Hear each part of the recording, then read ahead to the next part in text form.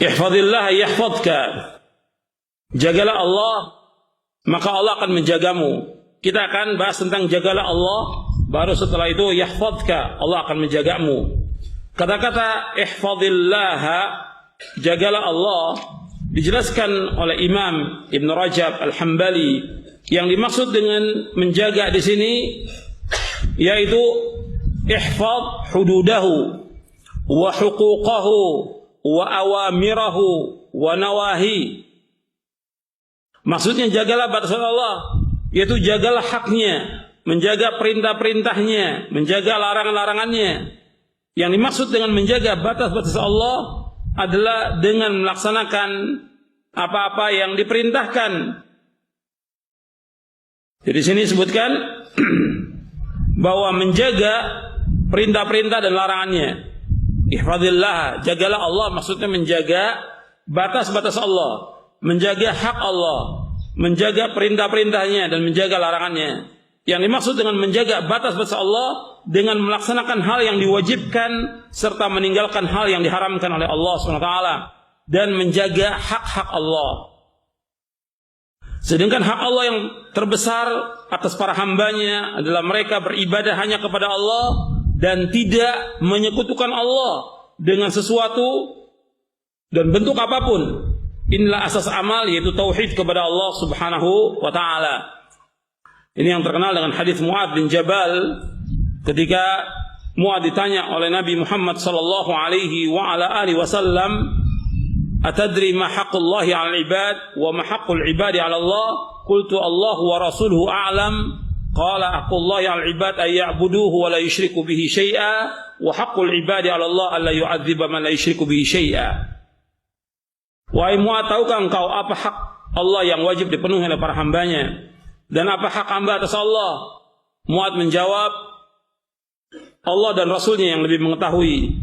Beliau bersabda, hak Allah yang wajib dipenuhi oleh para hambanya, supaya mereka beribadah hanya kepada Allah saja, dan mereka tidak boleh berbuat syirik dengan sesuatu apapun juga. Artinya mereka tidak boleh menyekutukan Allah dengan sesuatu apapun juga. Sedangkan hak hamba yang pasti dipenuhi oleh Allah adalah bahwa Allah tidak akan menyiksa orang yang tidak berbuat syirik sedikit pun kepadanya. Hadis ini sahih riwayat Bukhari, Muslim, Tirmidzi, Ibnu Majah dan yang lainnya. Ikhwan fillah, azakumullah. Ini yang pertama tentang menjaga Allah, yaitu kita mentauhidkan Allah, menjauhkan segala macam perbuatan syirik, baik itu syirkun akbar maupun syirkun asghar. Tauhid ini merupakan asas. Makanya dakwah para nabi dan para rasul memulai dakwanya dengan tauhid. Dan ini harus terus, nggak boleh berhenti. Dakwah ini harus terus. Artinya Nabi SAW mendakwakan dakwah tauhid seumur dari risalah dakwah 23 tahun. Kemudian menjelang akhir hayatnya Nabi dakwakan lagi untuk mentauhidkan Allah, menjauhkan syirik. Padahal kondisi umat pada saat itu sudah mentauhidkan Allah, menjauhkan syirik. Sampai 5 hari menjelang wafat pun Nabi tegakkan dakwah tauhid ini kepada para sahabat. Sampai menjelang naza' sakaratil maut, Nabi ingatkan lagi. Sampai Nabi bersabda, la'anallahu al-yahuda wan nasara ittakhadhu qubur anbiya'i masajid. Mudah-mudahan Allah melaknat orang-orang Yahudi dan Nasrani karena mereka menjadikan kubur-kubur nabi mereka sebagai tempat ibadah. Dan aku larang kalian dari yang demikian. Sampai Nabi berdoa kepada Allah, Allahumma la taj'al qabri wathanan yu'bad. Ya Allah, janganlah engkau jadikan kuburanku sebagai tempat ibadah. Artinya orang-orang menyembah atau datang ke kuburnya untuk beribadah kepadanya. Nabi berdoa kepada Allah. Jadi ikhwan fillah, azakumullah, tauhid ini harus terus dikaji. Dan antum perhatikan, meskipun kita sudah mengkaji kitab tauhid, atau antum sudah tamat kitab tauhid, ushul tsalatsah sudah tamat, kitab tauhid sudah tamat, dengan syarahnya Fathul Majid atau Al-Qaul Mufid atau I'anatul Mustafid, atau antum sudah selesai membahas tentang syarah akidah wasithiyah atau yang lain, tetap harus dikaji lagi tentang tauhid. Tetap harus terus.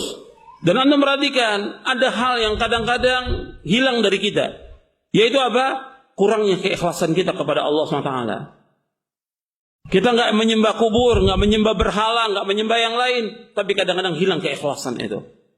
Ada syirik yang tersembunyi, yang kadang-kadang kita nggak hati-hati. Padahal ini yang Nabi SAW khawatirkan lebih dari fitnah Dajjal. Syirik kecil, yaitu riya, itu yang dikhawatirkan oleh Rasulullah SAW kepada generasi yang terbaik dari umat ini.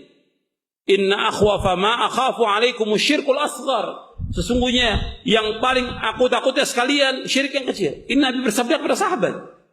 Hadis ini sahih dari Imam Ahmad. Yaitu apa ya Rasulullah? Syirik kecil itu yaitu riya.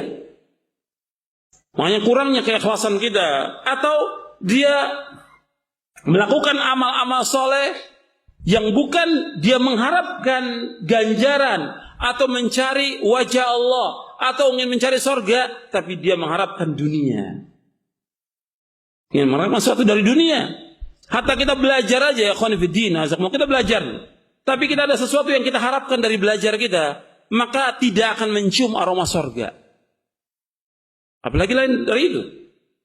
Nabi bersabda dalam hadis yang sahih, "Man ta'allama ilman mimma yubtagha bihi wajhullah, la yata'allamuhu illa liyusiba bihi 'aradan min ad-dunya, lam yajid arfal jannati yaumal qiyamah."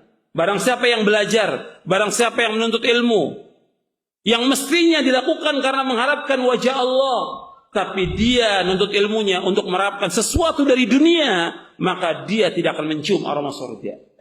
Hadis ini sahih, diriwayatkan oleh Imam Ibnu Majah dan yang lainnya. Jadi hati-hati kita. Makanya kita tetap berusaha bagaimana kita mentauhidkan Allah, mengajak orang kepada tauhid dan juga mengajak diri kita. Dan kita ikhwan fillah, meskipun kita sudah belajar tentang tauhid, tapi apakah tauhid itu sudah meresap dalam hati kita sehingga tawakal kita tambah kuat kepada Allah, takut kita kepada Allah tambah kuat, kemudian juga harap kita kepada Allah dan yang lainnya. Nah, ini harus ditumbuhkan. Terutama nanti juga yang kita bahas lagi, iman kepada al-qadha dan qadar sudah betul-betul kuat belum dalam hati kita.